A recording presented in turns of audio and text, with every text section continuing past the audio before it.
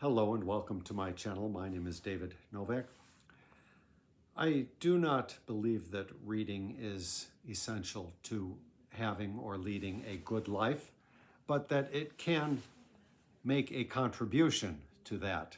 The philosopher Bertrand Russell felt that having interests outside of oneself leads to having a happier old age than its opposite, the case wherein a person has no external interest to themselves or their immediate sphere.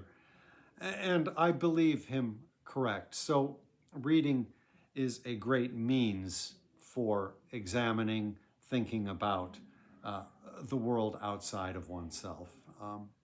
But I am now on my fifth day of not reading. I was in the middle of this well, not in the middle, I was at page 50, and I have just set it down and am reluctant to pick it up because I know that life goes on and that while you sit with a book, life is put on hold somewhat. Now, life has not been put on hold for me for the past 5 days. Certain events have been going on, some of a somewhat unpleasant nature, some perhaps somewhat comical amidst the tragedy. And I've had time to read, certainly, but I have just not felt like picking up the book. I just would rather sink back into my lethargy and let events roll over me or let them roll over my mind in contemplation. I, for some reason, was recently thinking about an article that I read not long ago.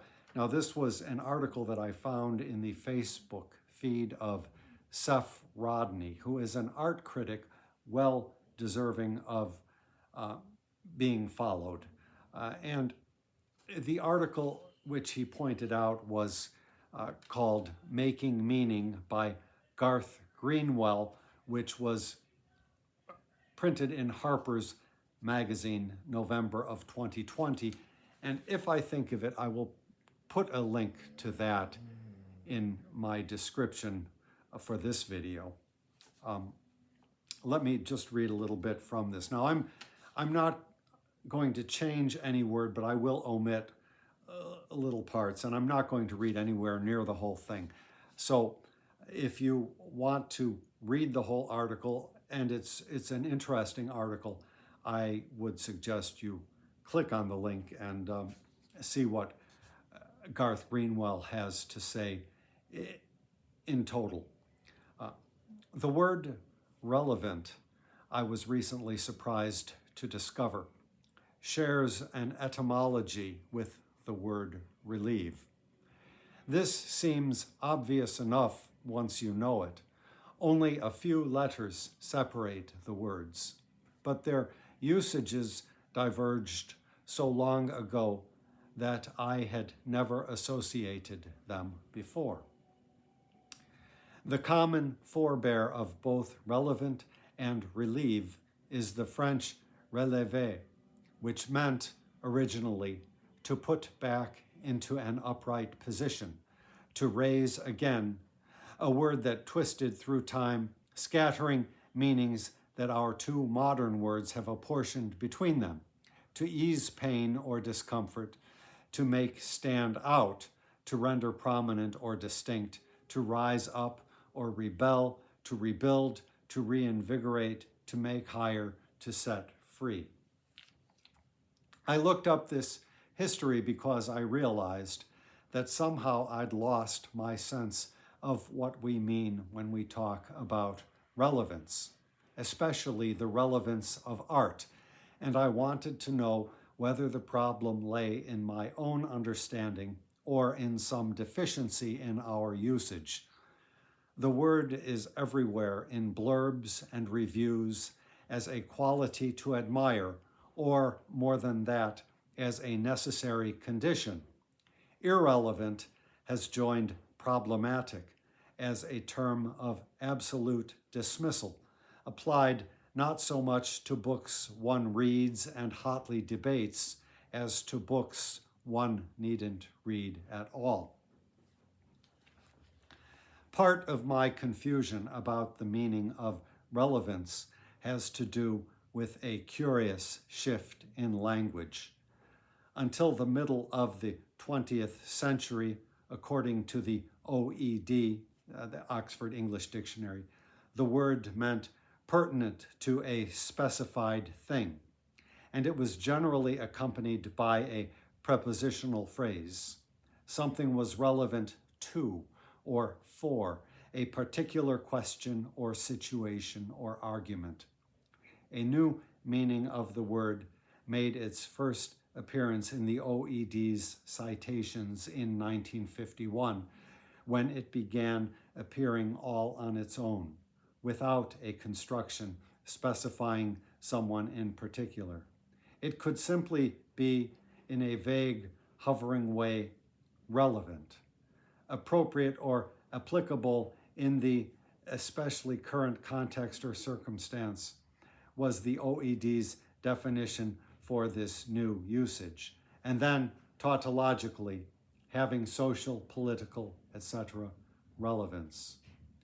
My discomfort with our current use of relevance as a term of judgment is that it conceals its criteria, and that those criteria are not aesthetic but social and political. When I first read that, and those might have been indeed the parts which Seth Rodney pointed out in his little Facebook post.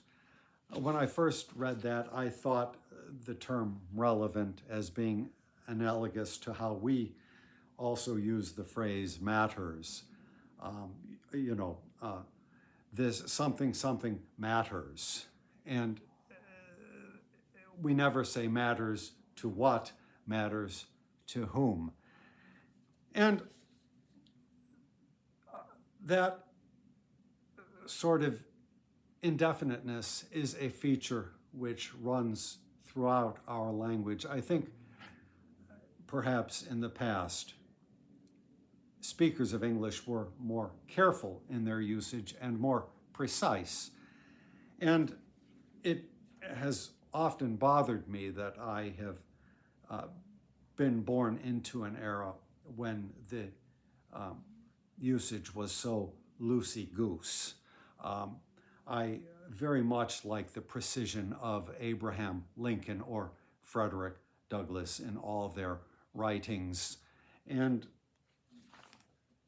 alas, such precision has never been available to me. I have occasionally noticed a misuse or a poor usage which I commit habitually and have tried to correct it. But it's really beyond me to track down everything or to tack down everything. So it is what it is. But I more recently thought about that because there has been a lot of videos going around in the BookTube community in which people are pointing out their books, which they consider to be essential. And I pay attention to these lists. I feel that if my favorite booktubers are talking about books that mean something to them, I want to note that, to pay attention. So, for example, I got this. I've got something else on its way. The 13 Emperors of Byzantium, perhaps, something like that. And I wonder about the contextualizing, though, when we say that a book is essential. Now, Grix at Grix, etc. has a video questioning what we mean when we say a book is our favorite book. and he goes through the different possibilities, what we might possibly be meaning when we say our favorite book. Is it a book that we feel can be reread indefinitely? Or is it a book that ushered in a significant change in our lives when we read it? All those are good possibilities.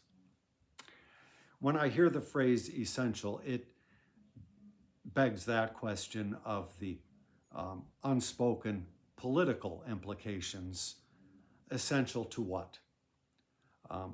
I know that that reading itself is not essential necessarily to a good life, to leading or having a good life. But so what is a book essential to? Is it essential to attaining a particular worldview? Is it essential to becoming a well-rounded, literate person? That has always been one of my goals.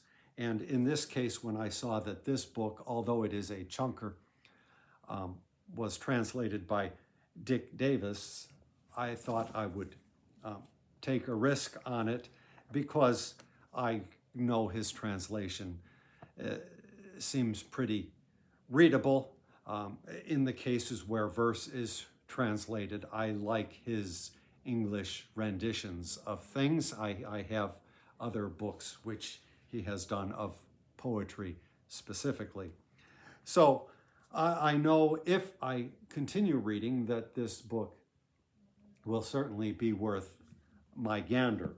I'm just honestly not sure how much reading at all is that essential to me. So I only bring all this up because I am, again, in sort of an existential crisis. Since I began my campaign to become a better reader in January of 2020, so nearly 2 full years ago, I have scarcely missed a day of reading. And when I have, it has been because life has been so full and so active. Now, in this case, life has been full and active, responding to events outside of my control, but I have had good blocks of time, which, however, I have chosen not to allot to reading. And this is a marvelously interesting book. So I question, why am I not reading? I know myself well enough that probably tomorrow I will force myself. Mianchang would be the word in Chinese, and you can't quite convey the meaning exactly. I will make myself knuckle down to an hour's worth of reading in the morning if I can do so, and then just get the train rolling. I've said with, say, writing poetry, the hard part is the transition. It's, you know, if you're going to write a work, a book, it's not the writing itself that is the difficulty. It's the transition from the non-writing state into the writing state. And so I believe the same is the case with reading, but anytime one gets out of that state, then one must question again one's reasons for doing it. And so that is where I stand. I expect tomorrow I will get back in the game and hope to make some progress with this. But these are just thoughts I've been having that I thought I would share with you. Thank you very much for stopping by my channel.